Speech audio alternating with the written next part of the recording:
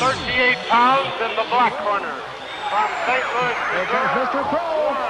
Mr. Andre the Pro Giant. gonna get his licks in on the bruiser. Hulk Hogan.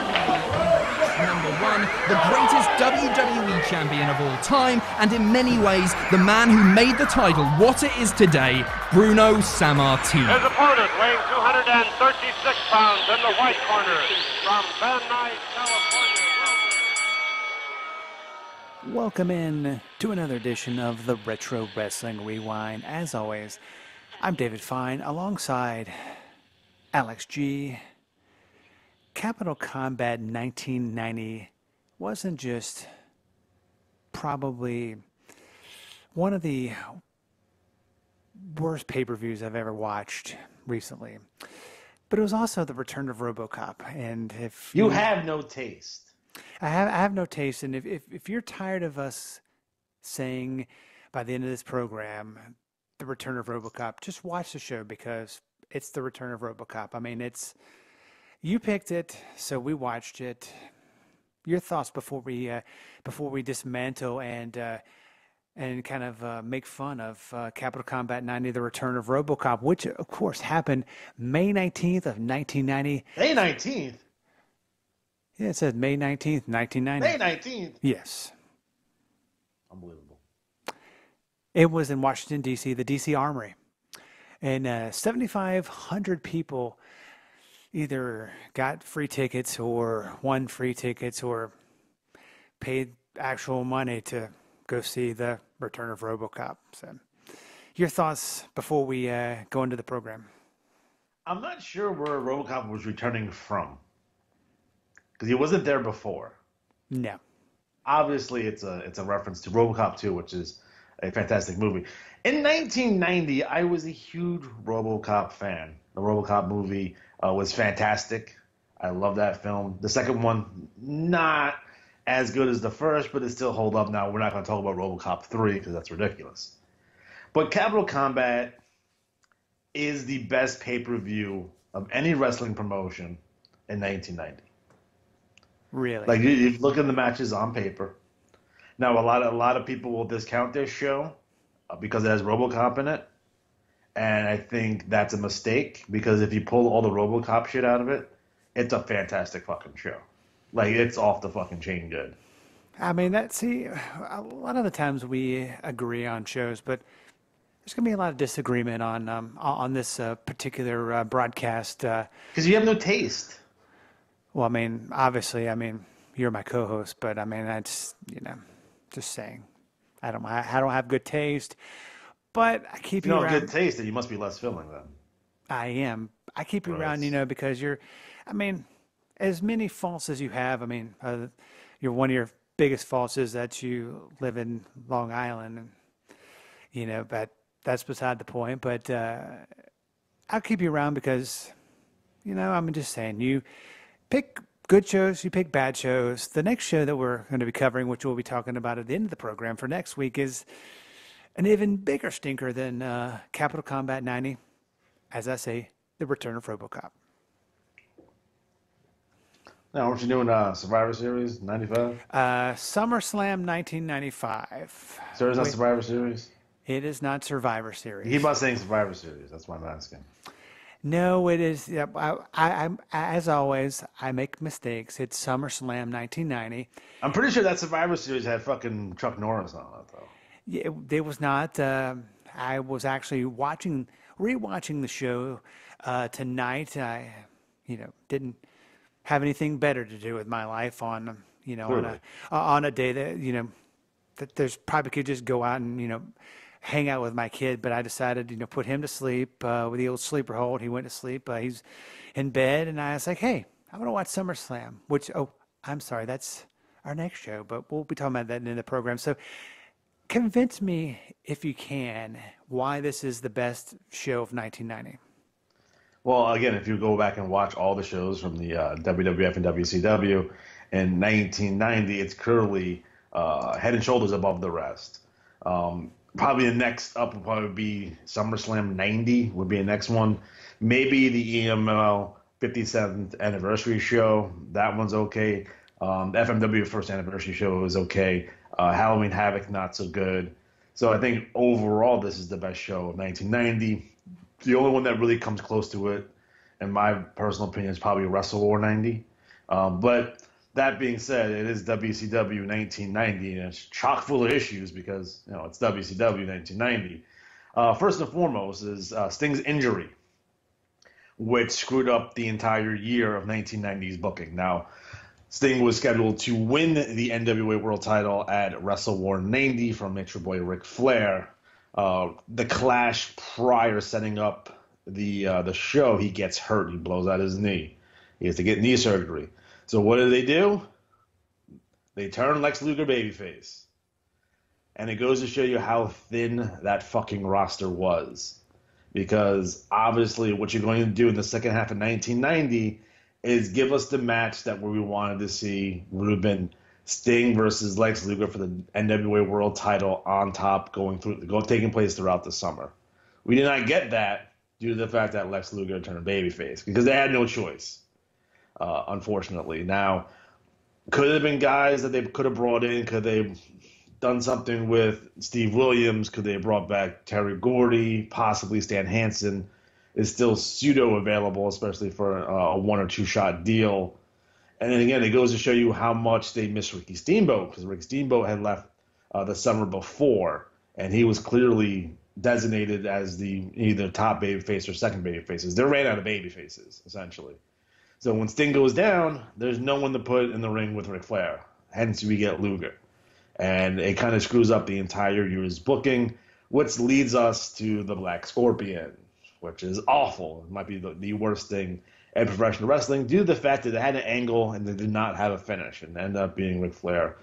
For those of you who haven't watched that show, spoilers, what? I guess. Wait, what? Ric Flair ended up being the Black Scorpion. That just blows my mind. Let's talk about something. I'm gonna switch gears here because I'm gonna completely hijack this thing. 1990 professional wrestling. As we go through the year 1990, I guess the definitive moment of 1990s wrestling is the Ultimate Warrior winning the WWF Championship from Hulk Hogan at WrestleMania 6. I have a theory that Turner and WCW really wanted to beat the WWF to the punch by having their top painted up ex-Blade Runner wrestler win the title before Warrior did. Now, unfortunately, it didn't happen. And I always thought that was something they were angling towards, even if you go through Starrcade 89. They're really, really behind Sting, and I think, they really wanted him to take that belt before Warrior won that, so they can always go back and say the WWF was copying them. It brings up an interesting notion here, and I'm probably going to offend a lot of JCP fans, Crockett fans in general, because they can be kind of snobby. They're a little snobby, especially those Crockett folks can be a little snobby because, they'll go off and say throughout the 80s, Jim Crockett Promotions had the best wrestling going on, had the best workers, had the best promos, and the WWF was chock full of steroid freaks, rock music, and cartoons. Now, what I have to say to that is, what if you switched the Ultimate Warrior and Sting? So instead of Sting going to the UWF and then going to WWF, maybe he goes to World Class and then goes to WWF. And then the Warrior, instead of going to World Class, he stays in the UWF and then goes to WCW. How would that affect 1990s professional wrestling? Now, when we look at on paper, a lot of Crockett people would say the Warrior wouldn't have stood a chance in WCW. Like, he wasn't a good enough worker. His promos were garbage. He was a garbage wrestler, and he wouldn't have gotten over in Crockett. And I say that's bullshit, because you look at the Crockett roster, there's guys just like Warrior on that roster. We can take a look at Lex Luger. We can take a look at the Road Warriors, and we can take a look at Nikita Koloff as guys who were similar to Warrior. Not the same, but similar in terms of in-ring ability. They got the paint, they got the muscles, and they got the rock music. So I think if you put Ultimate Warrior in that WCW era at that point, I think first and foremost, Warrior would become a better worker because he's working with Flair, he's working with Arn Anderson, he's working with Tully Blanchard every fucking night. I don't think we will get a lot of the Warrior shenanigans that we got in WWF because guys like Road Warrior Hawk and Nikita and these guys would fucking just rip his head off. Like, he's not going to do some of that backstage bullshit because they're going to keep him in line. So this notion that the Warrior wouldn't have gotten over in WCW, I think, is incorrect. And I think he probably would end up being NWO World Champion at some point. Now, on the flip side, there's Sting. Now, Sting in the WWF would have been interesting all on its own. Sting, when you compare him to the Ultimate Warrior, Sting was always more athletic. A different type of promo, but kind of similar. You know, they could have worked with him on promos. I think he would have been a much better promo in that WWF system where, you know, they're taping 96 fucking post-produced fucking interviews over and over again. I think he would have been a top babyface. I think if you put him in the ring with Ravishing Rick Rude, and we saw later on the Sting and Rude matches and how phenomenal those were. You put Sting in the ring with Randy Savage when Savage was the heel, well, we got something here. And I think the biggest mistake the WWF ever did up until that point was have Warrior beat Hogan. Because if you're a hardcore Hulkamaniac like myself, you weren't going to get behind Warrior after he beat Hogan. Like, it took a lot of things away. I think it split the audience with Warrior, where I think everyone was digging Warrior before he won the title, and then after he won the title, people weren't digging him so much. And then, of course, the WWF has to change, you know, kind of the concepts of the Warrior and his image, and they took everything that was cool about the Ultimate Warrior that you liked, and as soon as they won the belt, they kind of got rid of it. And we've seen that in other cases. Most notably, it would be Kevin Nash. Everyone was high. All the smart mucks loved Kevin Nash. When he won the title, they changed his characters to such a degree after he won it that everyone hated his guts. Same thing to Shawn Michaels to a certain degree. Again, 1995, Shawn Michaels was dope. He had the fucking beard. He looked cool. And then by the time he's in position to win the world title, now he's boyhood dream Shawn Michaels. And that takes a lot of what was cool about Shawn Michaels, and they threw it away. You can say the same thing about Roman Reigns. You can say the same thing about John Cena. The only person who really kept kind of with his original character, although they add pieces to it, was Hulk Hogan, and that was over an extended period of time, and Steve Austin. You know, and those guys drew fantastic money, and they're always, you know, revered. In Steve Austin's case, still revered. In Hulk Hogan's case, maybe not so much anymore. But I think Warrior would have done well in WCW, and I think Sting would have done phenomenal in the WWF. Although the one caveat with Sting is Sting didn't like that WWF schedule, and that's the real reason why he never came. Fuck all the other noise. Sting didn't work a full-time schedule past 1996. You know what I mean? He was doing that crow shit, and he wasn't on a full-time schedule anywhere past 1996. And hell, in the early 90s WCW, they're not even running house shows. So he kind of really liked the WCW schedule versus, you know, working 300 dates a fucking year for the WWF.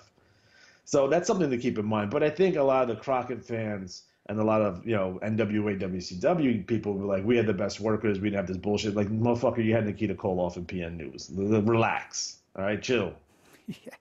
I mean, PN News, oh boy, he was a heck of a good wrestler. Kind of going on a side. He was over. He was I mean, over, though. I mean, did you see him on that? I think we covered it a couple months ago, probably maybe even last year when he got up on the old scaffold match, and he was not American Bash in '91. He was. You don't put.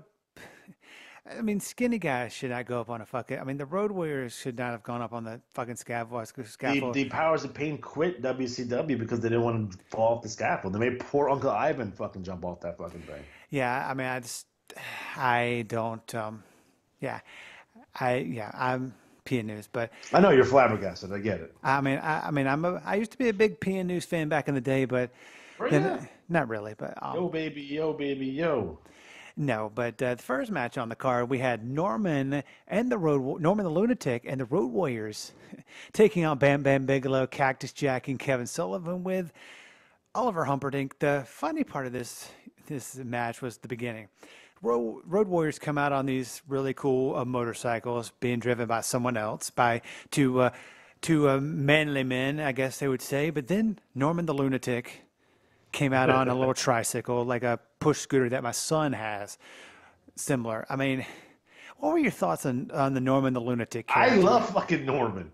Why? Norman is awesome. You know, Mika Sting if you want to be a jerk about it.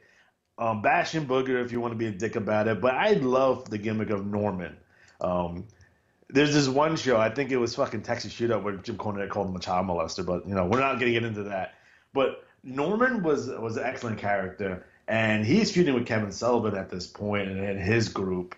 And the Warriors are about 3 years out of their prime at this point. Like, they really needed a gimmick change, and they never fucking got it.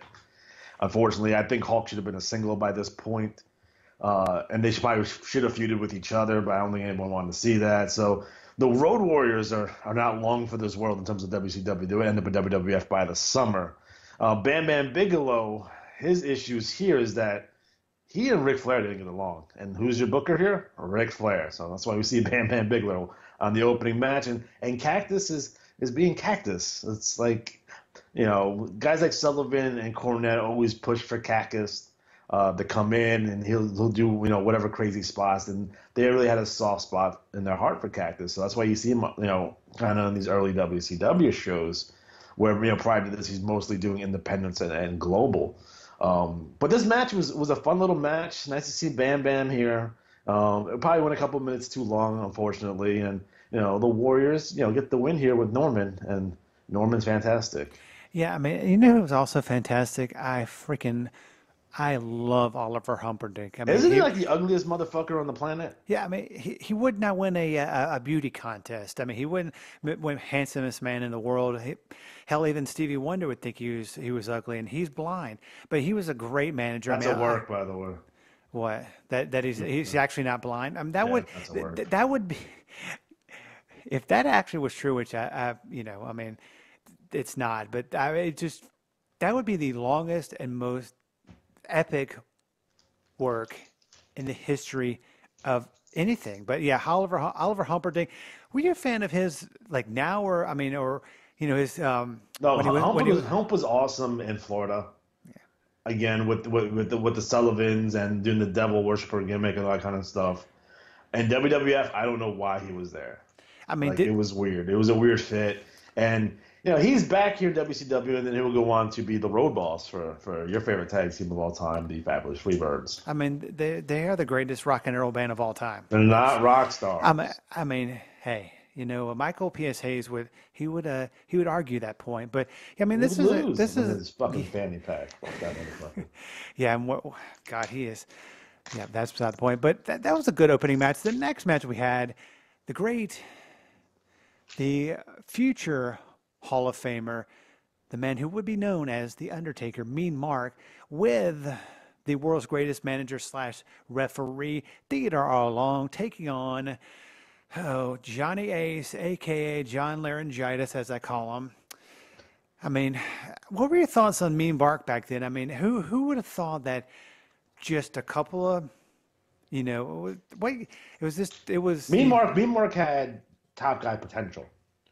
100% for sure. Because I don't know what they were doing with him in WCW though. He was part of the Skyscrapers, and then he's hanging out with Teddy Long, and at some point, like, Paul Heyman was managing him for a little bit. He had that one big time match up at Great American Bash '90 with Luger, and that's about it. He's off the WWF after he made that Suburban Commando with Hulk Hogan. He met Hogan on the set of Suburban Commando.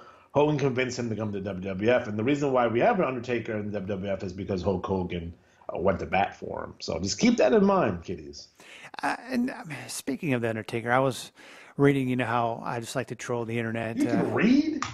Surprised. I can read small words, you know, like the and in, but you know that Georgia education, public school, I'm assuming. No. Cool. I did not go to public. Actually, I went to public school in middle school, but when we moved up to Atlanta, I did not. But so you're fucking. You went to private school? Yes. Who's privates? Whoa, hey, that's another podcast. That's for your YouTube version of that of the podcast. But I was reading, you know, they were saying this is, you know, backstage booking. I mean, it's just like armchair booking, Monday morning quarterback. what would have happened if Brock Lesnar had not beaten The Undertaker? It just brings up a point with me, Mark. He was underutilized, as you said, in WCW, but he went to the WWF, WWE, and he's been the same gimmick since he debuted, this same year. I mean, it's the longest, he's changed his look of his gimmick, and right. He's been the Undertaker for fucking 90 years. We get it. Yeah. We get the point. The thing about the Undertaker, when he first debuted, you never really got to see what the Undertaker could do. And I think we saw glimpses of it as Mean Mark, who was doing a lot of cool shit. It wasn't until, I would say, when did he start working? Like, 96? When they started having matches with Brett? Yeah. And he actually started working like a regular wrestler instead of being a zombie the entire time. But yeah, Mean Mark, super athletic, can do 1,000 cool shit. Halfway decent promo, but he's the man, and he's respected for that reason. He's a protege of Bruiser Brody, by the way. I don't know if people know that. Mean Mark's been around for a while. I think he debuted in '84, so he's been around for a little bit. So yeah, fucking Johnny Ace, huh? He fucking married Nikki and Brie Bella's mom. So yeah, I think essentially he's that's one weird Christmas, isn't it? So not only do you have the Bellas and then Daniel Bryan, you have Road Warrior Animal. Yeah. You have the Road Warrior's son, it was James Laurinaitis, who was a former football player for the Rams. That's a weird Christmas, man. Yeah, man, and just think if John Cena had grown up hair and you got married to the other Bella, then John Cena don't want no kids. I don't think he don't want no kids. Smart man. Yeah. If you look like John Cena, had John Cena's money, are you going to be rushing to get married? Or are you going to be like Derek Jeter and fuck all these bitches? Like, John Cena can get some bitches. Like, why would you give that up? I know Brie is fucking smoking. We get it. But John gets some bitches. Yes, he does. But yeah, this match, it went longer. It went longer than the first match. It was 10 minutes. That's pretty long for what should have been essentially a squash match. Yeah, but it was Johnny Ace. Back then, he was a young Johnny Ace back then. You're a big fan of the dynamic dudes? I love that. I love the skateboard gimmick. I was, big into skateboards back in. Were you? I was not very good at it. And my son. I was more of a BMX guy anyway. Well, because you're cool like that. But, now my son wants to get into skateboarding. He's been talking about that all the time. I'm like, okay. Hey, maybe you want to be like the dynamic dudes, but it was a match. It was a good match. Next match, we had the Samoan SWAT team, Fatu and the Samoan Savage, taking on Mike Rotunda, and somebody say something about fired up Tommy Wildfire Rich in a even longer match, 17 minutes and 54 fucking seconds. It was weird. Like the Samoan SWAT. This is not the Samoan SWAT team. This is the new Wild Samoans. They have this wrong. The Samoan SWAT teams are Fatu and Samu, who we go on to be the head shrinkers. Mm-hmm. This is Fatu and the Samoan Savage. Now, Samoan Savage is Tonga John from Body Slam, or one half of the Islanders. That's the Samoan Savage, which is weird. But yeah, this is not the SWAT team, and there's no Paulie Dangerously with them either. So this is the new Wild Samoans. What were your thoughts on that?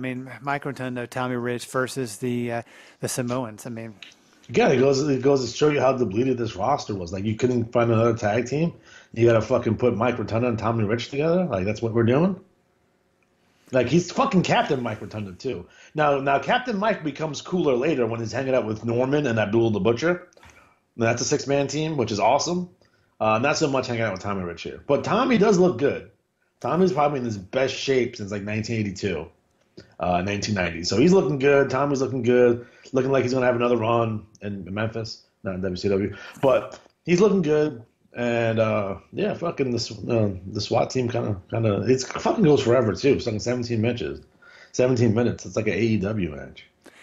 Hey, well, we'll kind of talk about, AEW, later on in the program. But, to kind of take a break from talking about the the world's greatest professional wrestling pay-per-view, Capital Combat 1990, the Return of Robocop. After everyone watches or listens to this the program, and they want to hear the dulcet tones of Alex G, and hear a grown-ass man watch and comment and play video games, how can they do that? Well, you want to go to Retro Wrestling Games Presents on YouTube. Just type it right in the search bar. It'll come right up. Again, you want to make sure you subscribe, hit the bell so you're notified when new videos come up. And make sure you watch the video and comment. Call me an asshole or something. Yeah, I mean... Of course, no one has taken me up on that offer, by the way. I mean, I'll comment and call you an asshole, but... Well... But I mean, that's, you know, that's... I'd rather be an asshole than a whole ass. How about that? Hey, well, I mean, I could be a badass or, you know... I don't know. No. There's nothing about you this is badass. Is it, speaking of badass, is there anything new coming down the pipeline? I know you have the NWA project you are working on. You're doing this project, that project. I mean, are you...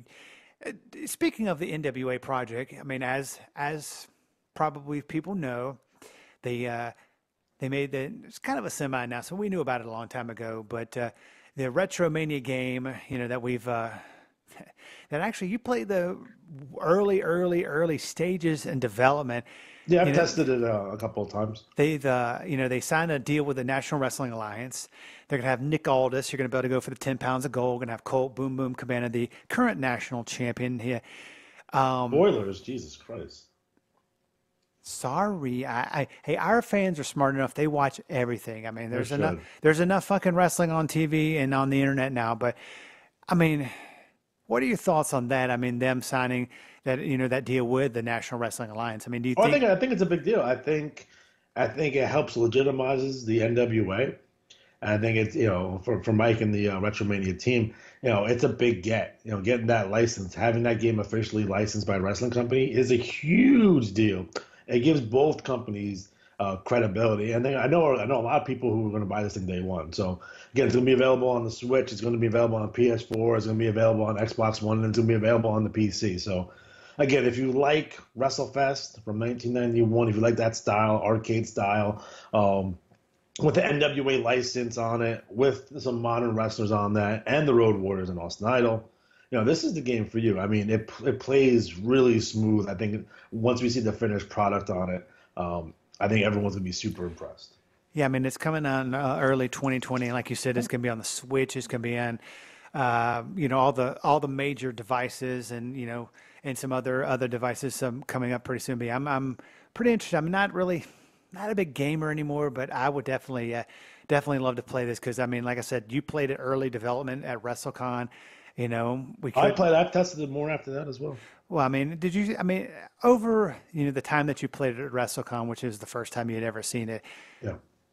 How much has it improved? I mean, I would assume it's improved like, you know, 1,000-fold. I mean, it's, you know. No, it's funny. It's funny. Like right off the bat, it felt really good. The controls feel, you know, you really do feel in command of your character. And you think the most important things about wrestling is when we talk about those all the time when we review wrestling games is the controls. Yeah. Like graphics be damned, what wrestlers you have be damned. If the controls are not spot on, if you can't hit a button and do what you want to do, if you want to execute a body slam, you should have the ability to do so without literally putting in nuclear launch codes to get this accomplished. Then you know you're on your way to having a good game. And I can tell you from personal experience, and I played this, you know, on Xbox One controller. I've also played it on arcade stick, and the controls are very fluid and they feel really good. Yeah, I mean, it's one of those things that it's definitely going to be it's going to be a hit with not just the young fans, but especially the old retro wrestling for sure. Because fans. Again, everyone goes back and says how much they love No Mercy. Everyone goes back and says how much they love Raw versus SmackDown. And there's a large contingent of fans who really love that WrestleFest arcade cabinet. That game was at my local arcade, and I played the living fuck out of that fucking game. Like that was a really, really good game. You know, WWF, that's the first time they hit a home run in terms of a video game, because all the video games prior to that were all bullshit and they were really shitty. And this is the first one that was really good. So again, that has a soft spot, and a lot of people that are our age is going to instantly be able to recognize it and instantly be able to like, I can pick up and play this game. Yeah. And now they have a story mode, and they have the NWA involved, and they have the new arena, which is the NWA studio, which looks fantastic. I love it. All across the board. I think it's gonna be aces across the board. Yeah, I mean, it's definitely going to be a hit in a lot of houses. And I'll tell you, it'd be a lot better than the fucking WWE 2K20 that came out. Holy shit, what a fucking pile of shit that was. Yeah, it was. They literally released an unfinished broken game. What the fuck, dude? Yeah, Ridiculous. I mean, the guys over there at the that are creating the game. I mean, they're definitely not going to release anything until it's spot on. I mean, it's it's going to be great. But speaking of things that were even terrible, then the first three matches of the night, Paul Ellering taking on Teddy Long in a hair versus hair match. I guess both the guys are bald. Yeah, it's amazing. I mean, I get. Oh, and sorry, special guest ring announcer Missy Hyatt. We all love Missy Hyatt. That's for sure. We do. She's not really aged well, but I just saw some pictures of her from WrestleCon. Not WrestleCon, from Starcast this past weekend. Anyway, but I'm assuming that Teddy Long wanted a haircut. He wanted that stupid half bozo looking wig, bozo hair that he had taken off. I mean, and Paul Ellering, he was a phenomenal wrestler back in his day, but I think a lot of people forget that. I think a lot of people remember Paul Ellering as the wrestler. They don't, as the manager. They don't remember Paul Ellering as like legitimately like a top guy, main event star. Yeah, I mean, I remember watching him, back in the day when he had blonde hair and he was a good wrestler. I mean, like you said, people, it's people forget that, like Teddy Long was a great referee. He was a great manager, but some people kind of can't differ. They can't, look back and say, oh, he was a great referee, but they only know him as a manager. And that's kind of, I think, how people think of Paul Ellering as just a manager of the Road Warriors. But he was a great wrestler, but this match didn't really do him any good. But who was Jay Tapper? I guess he was a famous hairstylist, and I never heard of this guy. I don't know. I don't know. He was weird, but that's like you said. But I like the concept here where like Teddy Long's wearing the boxing gloves and he's the boxing headgear and he's Sugar Ray Long, which is ridiculous. And then Teddy's beating the shit out of Paul, and everyone's wondering why. And then we find out that he literally has a fucking foreign object in his glove. Yeah. And at the end of the match, Ellering hits him. I think it's the 1, 2, 3, and they shave his head. But Teddy Long would get his I guess not comeuppance, but he would get retribution later on in the show. Yeah, I mean he definitely would do that. But I mean this was a match. It was. Thank God it was only a minute and 57 seconds. Next match we had on the card, it was for the NWA United States Tag Team Championship.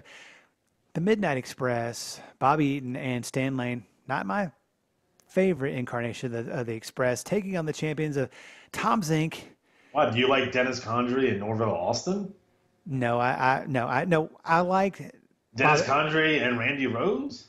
No, I like Bobby Eaton and Dennis Condrey, but that's they were taking on Flyin Brian Pillman and Tom Zink for the Z-Man Tom Zink. Yeah, the Z-Man Tom Zink, very handsome man. I mean, recently departed Tom Zink. Yes, and a man who Tony Schiavone who is madly in love with Tom Zink, but like you said, he's recently departed, so we won't say anything negative towards him. This match, I mean, this match is fantastic. Again, this is for the United States Tag Team Championship, right? It goes 20 minutes, right? And this is probably the second to last great Midnight Express match. Again, they wouldn't last too much longer in WCW at this point. Again, they would have a little run with the Wild Out Southern Boys later on, but like, hey. At this point, you're thinking, like, all right, the Midnights are back. They're heels again. Cornette's with them. They got the United States Tag Team Championship, the only team to ever hold both belts at the same time, which I think the Steiners will later on do that. But, again, a phenomenal match. Again, Brian Pillman, amazing. Tom Zink can carry himself. He's all right. But this match, again, with the shark cage stipulation, which made no sense, but we know why it's there. It's there for a fucking reason. But, yeah, you put Corny up in the cage. But, again, the Midnights take the United States Tag Team Championship, and that's fucking dope. Yeah, I mean, it was a good match. I mean, like I said, I'm a big fan of Jim Cornette. I mean, I love Brian Pillman and Tom Zink. I mean, he's Tom Zink. I mean, He's there. I mean, he's there. I mean, he's holding his own. And speaking of people that are fucking holding their own, it's 2019, the fucking Rock and Roll Express. They're the current reigning and defending NWA World Tag Team Champions. Sorry to spoil everyone. They beat the former NWA Tag Team Champions in the current NWA Power show, which is going to be coming up, I think, in about a week or two. You'll see those results. But they took on the fabulous Freebirds in a corporal punishment match. But first, we got to talk about RoboCop, because this is when RoboCop makes his appearance. Yeah. I wanted to kind of glance over it, but since you're a big fucking RoboCop, Mark, you have the honors of telling everybody at home, RoboCop, why the fuck is he there? Now, my copy of this show is different from what I remember. Because I remember, I don't know, this might be on the pay-per-view version of this show, but earlier in the night, they cut to Gordon Solie in front of the locker room, and RoboCop's making his first appearance.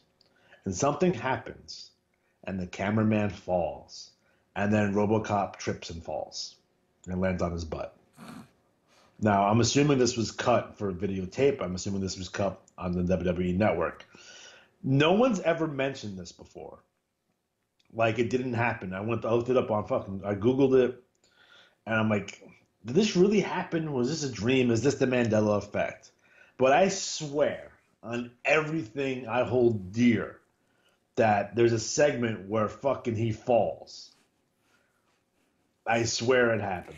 Yeah, they didn't have it on the network. It's not anywhere. No one ever talks about it. It's not in the message boards. It's like I'm making this shit up, but I swear it fucking happened because I've seen it. I mean, on numerous occasions. I watched the show like 1,000,000 times. I would love for you to get that version of the I gotta find it. I have to go through my garage and pull the tapes and see what's up.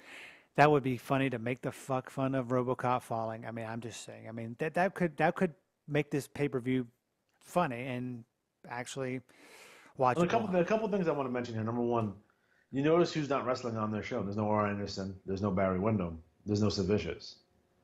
Like, I don't know why they're not on the show. I don't know why they don't have matches. I'm assuming Arn is hurt. And maybe fucking Barry Windham is hurt. But we know for a fact that I don't think Sid Vicious is hurt. So that's weird. Maybe there was a softball game that day. It might. Well, he was there. It wasn't like he didn't know show. Yeah.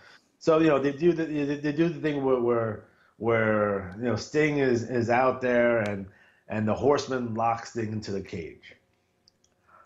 So then RoboCop comes out, and it takes him 1,000 years for him to get out there because it's fucking RoboCop. And you watch the Horseman pretend to be scared of RoboCop, which doesn't come off very well. And then RoboCop fucking bends the bar.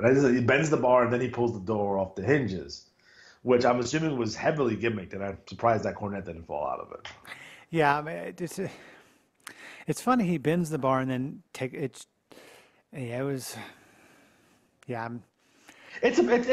cheese, but it's not any more cheesy than the fucking the Survivor Series fucking egg or some of the other shit that WWF was doing. Now, here's the problem with WCW. Here's the problem with old school promoters, Vern Gagne's and Bill Watts, and in this case, Jim Herd. They always look at the WWF and they look at what they feel makes the WWF successful. Because obviously, they had better wrestling, they had more serious angles, maybe better athletes, whatever they felt they were better at. So in their heads, it's like, oh, it's the comedy that makes people like WWF. It's the kid shit. It's the cartoons that make the WWE why everyone likes WWE. Everyone makes it the number one, right? And that was never the case because the majority of the WWE's comedy was always in the lower mid cards anyway. Your bushwhackers and whatever the fucks, right? They were always on periphery. They weren't necessarily showcased like that. Now, there was instances that they were, but again, the WWF promotion, And when you look at it, it's not fucking comedy. It never was. Some of it's cheesy, but it was never fucking comedy. Now, when they do here RoboCop, obviously it's a great get from a business point of view. And this is where Jim Herd shined. Was RoboCop was going to be a fucking big hit. You know what I mean? It's going to be a big time fucking movie. It's a big franchise. We're going to get involved with RoboCop, right? Makes a lot of sense. We're going to promote the movie. People who watch wrestling are going to watch RoboCop. People who, I guess, are interested in RoboCop or might come back and watch WCW. I'm assuming they got paid. This is the point I'm trying to make. I'm assuming WCW got paid for this appearance. They didn't pay for RoboCop. I'm assuming the people at Orion Films paid WCW to promote RoboCop, which is, again, it's another means of making money. It's where the WWF was always strongest. It wasn't with their in-ring product. It was in the broadroom, right? With their merchandise and their licensing deals. And this was a smart play. Now, was it cheese? Yes. But did WCW make money on it? God, I hope so. I hope they did. And this is where Jim Herd should have focused the majority of his efforts. He should, because his problem was he liked to be Booker. He liked to be in there. And he liked to be an asshole to the boys. Instead of having your Booker handle the boys and the contracts and that kind of stuff. And he should have been focused on the business stuff because he was pretty decent at that. And let Flair, because Flair's booking here, let Flair fucking book this shit. Let Flair deal with the wrestlers. Let Flair deal with the hiring and the firing. He shouldn't even been doing that shit. Just sign the fucking checks, motherfucker. That's all he should have been doing.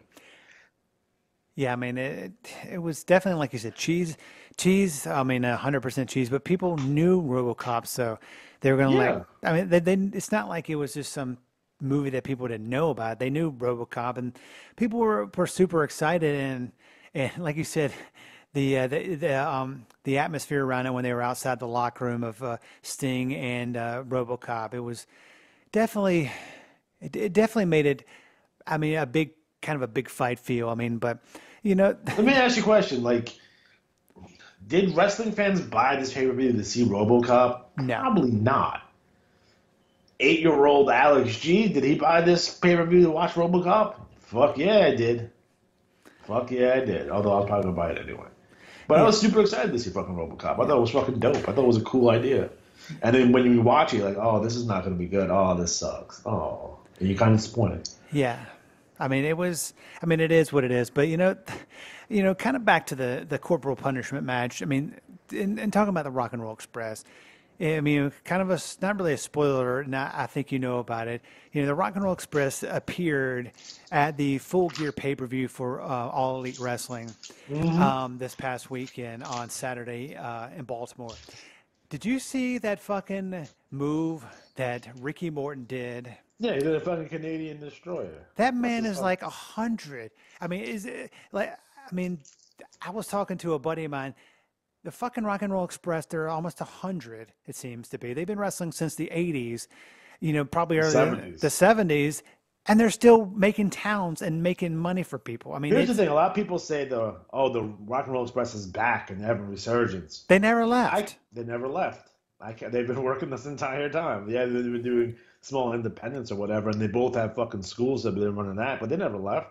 Yeah, I mean, and they can still go. Can still go. Yeah, I mean, Robert Gibson has a school here in Georgia. Ricky Morton has a school of Morton. He also has a podcast. I mean, which is it's pretty good. But yeah, I mean, they haven't left. They just people haven't seen them on television because they've been working the towns. They've been working the independents because I mean, they're super old, but promoters they know how to work, man. Promoters know that if you put Ricky and Robert on the bill for a show, you're going to get people to come, even if it's not for your product, and they're coming to do a meet and greet or here's what people don't understand. I won't say this with all sincerity. People do not understand how over the Rock and Roll Express was. It probably, we would say 1985, 1986. I say 85. Let's say 85. In 1985, they're probably the second most over act in all professional wrestling. Again, just right underneath Hogan. As an act. Like, they're that fucking hot. And I don't think people really understand that. Yeah, I mean, and I don't think people understood it because, I mean, and you can agree. Because the later on years Rock and Roll Express, when you saw them by 1988, like the wheels had fucking fallen off the car here a little bit. Yeah. And they're having issues with Dusty, and they're having issues. They went to the AWA for a little bit, and then they're not around, and then they're back again, and then they went, then they're gone again, and then they're back in again, and then they went to Smokey, and then you have that one shot in WWF, and they're kind of, persona non grata for a while. And I think the end of their run is what really hurts them is because, by you look at the Rock and Roll Express and it's 1993 is like, they never really updated their gimmick. They still look like it's 1984. And I mean, hey, it works. What were your thoughts on this this gimmick stipulation for this match, a corporal punishment match? I like it. It's an interesting concept with the belts. Again, this is more of it's essentially a strap match. So this was a big in World Class. So obviously Michael Hayes had some input here, where the country whipping match, the corporal punishment match. I thought it was really fun. 18 minutes. Two good tag teams. Although I don't know about that Jimmy Garvin, but two good tag teams. And it goes to the depth. And we made fun of it. Like, hey, the fucking Samoan SWAT teams are fucking fighting Rank Rotunda and Tommy Rich. Maybe because there's a lot of tag team matches on the show. You have 1, 2, 3, 4, and a 6-man. So there's a lot of things going on here. So again, I do like the Rock and Roll Express. It's 1990 though, so it's like it's later year Rock and Roll Express. Robert was going to get hurt later on this year, I believe, if I'm not mistaken, and then Ricky has to team up with like Tommy Rich and eventually turn heel. And the Freebirds are the Freebirds. Again, this is a continuation of 1989 Freebirds when they thought they were going to be the version of a Road Warriors for some reason. Like they thought they're not going to sell for anybody and all that kind of shit. But eventually, later on, they get their gold record and they're off and running, I guess. Yeah, I mean it's they are still the greatest rock. They did introduce us to Diamond Dallas Page, so. I mean, there is that. I mean, there is a silver lining to that. To the fabulous Freebirds. Next, fucking DDP needs to get with Michael Hayes so he can drop some of that weight, though. Yeah, I mean, he needs to do DDP yoga. I mean, it's definitely helps people. You look at Jake Roberts looked good. Scott Hall looks a lot better than he was, and he's helping a lot of people. God bless DDP. Yes. Next match was for the tag team titles. My favorite tag team, Doom, with Theodore Long, I thought you were going to say your favorite black tag team. No. With a newly shaved Teddy Long taking on Rick and Scott, the Steiner brothers. They were the current and reigning NWA World Tag Team Champions at that time. I mean, I like an unmasked Doom. Everyone likes unmasked Doom because unmasked Doom is awesome. So again, you have Butch Reed and Ron Simmons. They're dressed in all black. They have badass fucking music. I love their fucking music. They wear Teddy Long. Again, it's a good package here with Doom, and obviously they were going in the right direction because they gave the belts. So they beat the Steiner brothers, who this is like peak Steiner brothers here, guys. So. With Doom getting the win over here over the Steiner brothers, I mean, that's fantastic. And this match was really good. You have like 4 hosses in there with fucking Butch and fucking Ron Simmons and Rick and Scott Steiner. Like slobber knocker, absolutely. Oh, I love a good slobber knocker. And this was a pre Scott Steiner, jacking up. He was always fucking huge. Yeah, but not as much as now. Yeah, we got enormous. He got fucking enormous. Yeah, man. It's one of those things. It's like, come on. Does anyone know if this is Shivani's first show back, by the way? I'm not sure, but he was definitely... Because he left WWF right before WrestleMania. He was definitely young, and I think this may have been his first show back because, I mean, I don't know how long was he in the WWF? Not very long. I mean, a year? Yeah. Like from late 88 to 1990, so like a year or so. Yeah, and of course now he's in All Elite Wrestling. I mean, and he's kind of got his passion back for the professional wrestling. But he's good at it, and I was someone that for the longest time like, where's Tony? Where's Tony? Like he's someone that needs to come back, and quality announcers from a bygone era are rapidly like they don't exist. Like you still have Jim Ross, but he's not the Jim Ross of old. No. Tony's back, and he's getting every time he does a show, he gets better at it. So he's really getting that rust off. But like guys like Bob Cotto obviously not around anymore. Gordon Soley's not here with us anymore. Lance Russell's not here with us. Gorilla's not here. Bobby's not here. Jesse's probably due to come back. I would, if I had a wrestling promotion, I'm throwing money at Jesse Ventura to bring him back. Because I gotta say, minus Mauro Ranallo, the announcers, the current crop of announcers are not necessarily the best. No. Again, Joe Galli with the NWA, I think eventually, as he gets more experience, I think he'll be good. I do like Excalibur to a certain degree. I even like Corey Graves, although he's like a fucking weirdo. I don't know. He's a strange guy. But they're just not as good. I'd rather bring back Scott Hudson. Scott Hudson. Bring him back. Yeah. He was he's getting back in the business for a little bit. I mean, he was at StarCast this past weekend. Yeah, let's get Scott Hudson. Let's get Chris Cruz. Let's bring him back. Come on. Yeah, I mean, yeah, teach these guys. Yeah, I mean, I'm not a big fan of the 3-man booth, which they have in All Elite Wrestling. I mean, you have Tony, which he's great.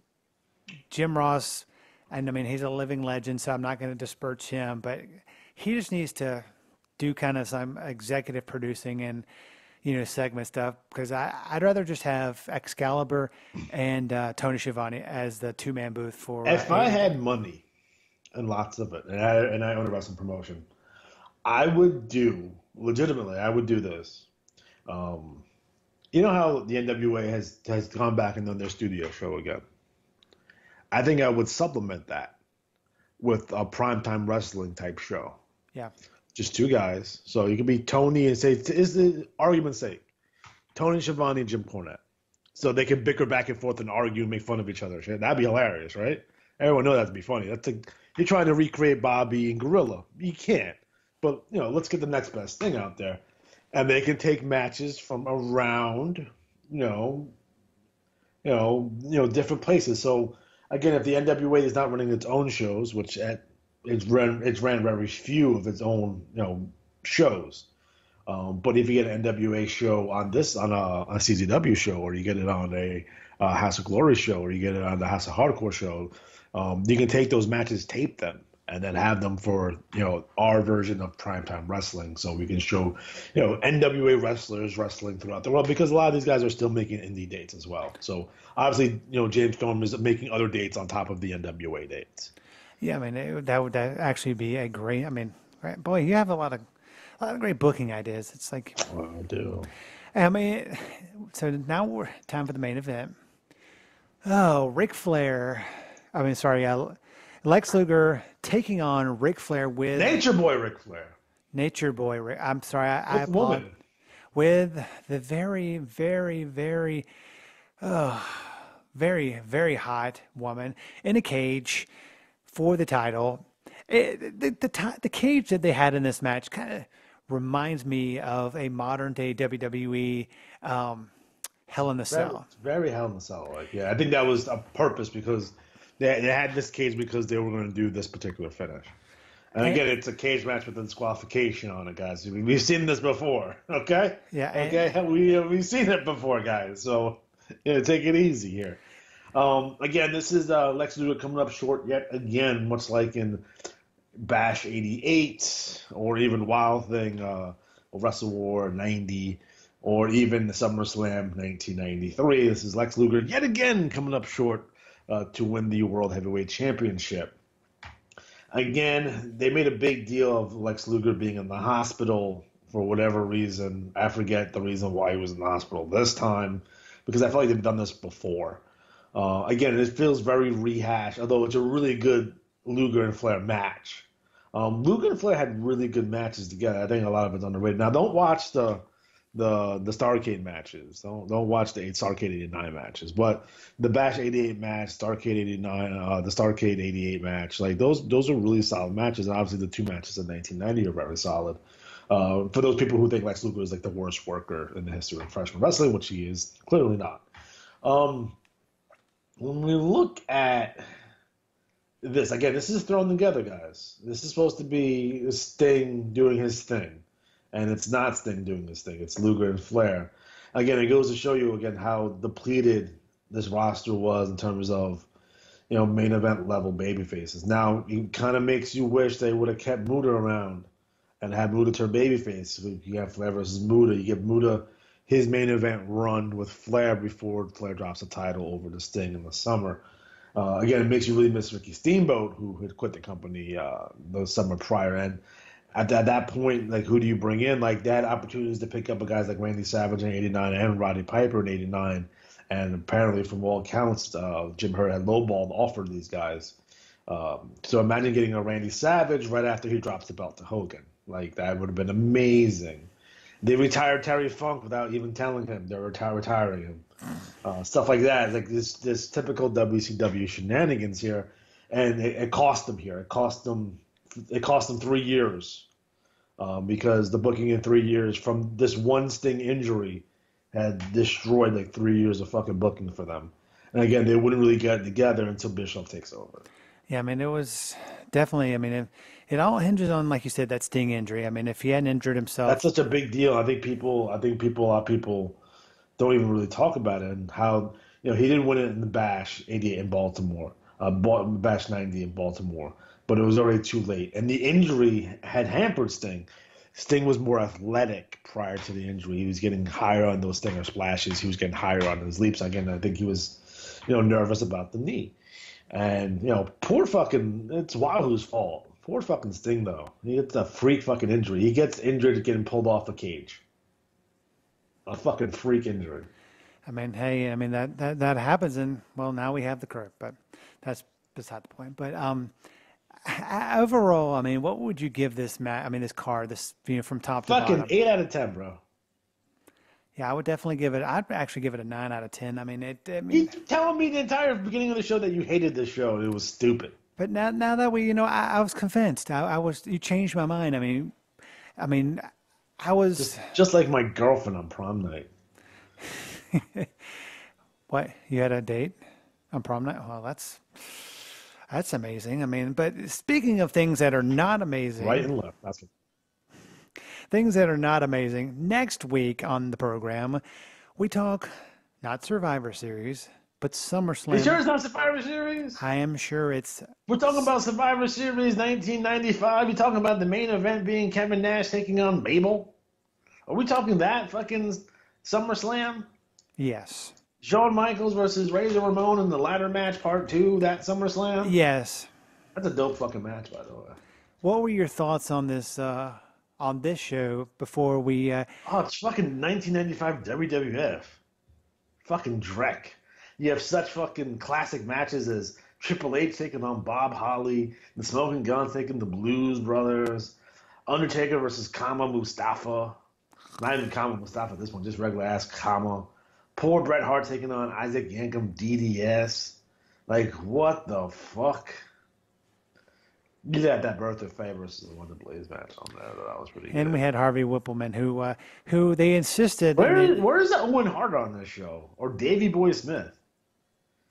Like, in these terms of work rate, like, you need to have some work rate matches on this show, and obviously the Shawn and Razor one was going to be your work rate match, but you need a couple more in there.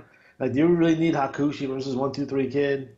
And I love Sean Waltman, by the way, and I do love Hakushi, but like, hey, like Owen, Davey, can we get them on this show?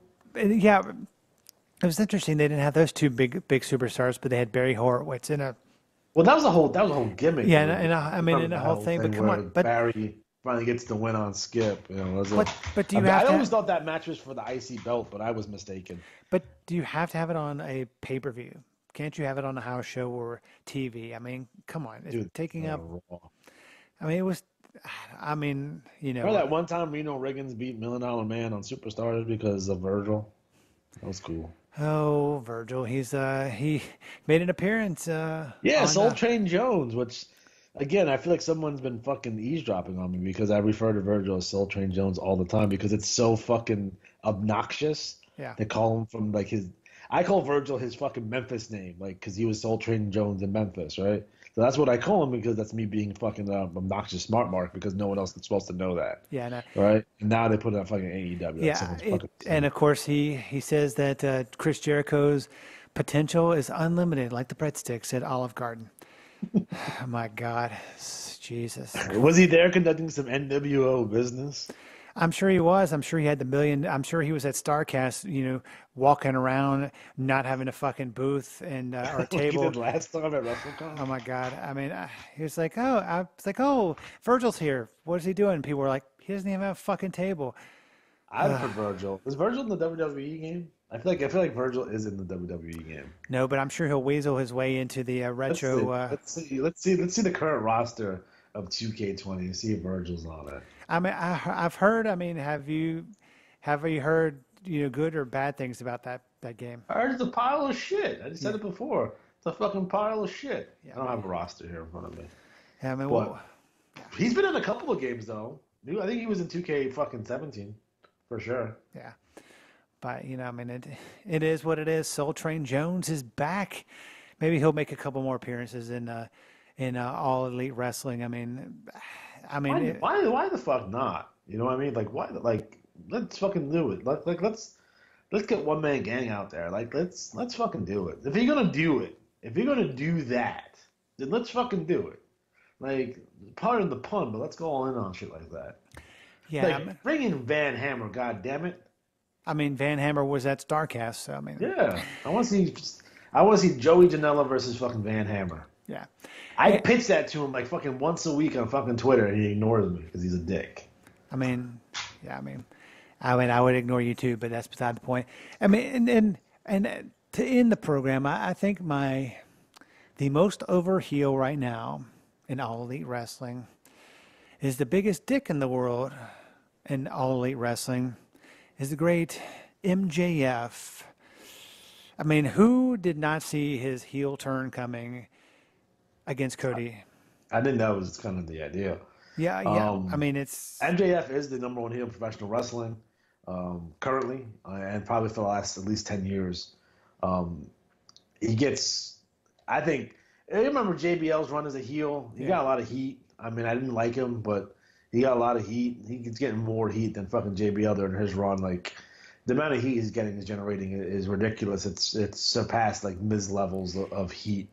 And he's a fucking kid, bro. Like, he's a fucking kid. Yep. I mean, and the funny thing is, I mean, he's in gimmick all the time.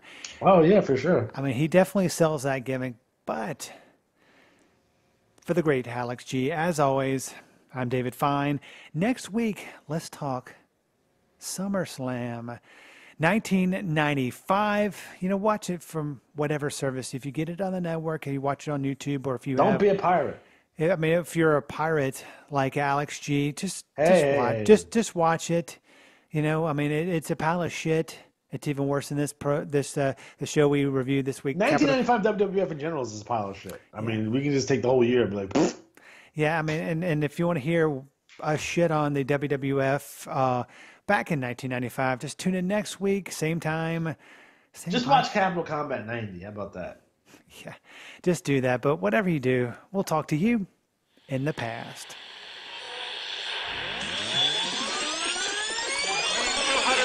238 pounds in the black corner. From St. Louis, Here comes Mr. Pro. Andre the Giant. Gonna get his leg set on the bruiser. Hulk Hogan.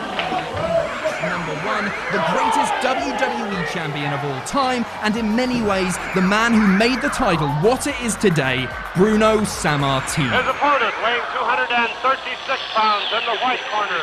From Van Nuys, California.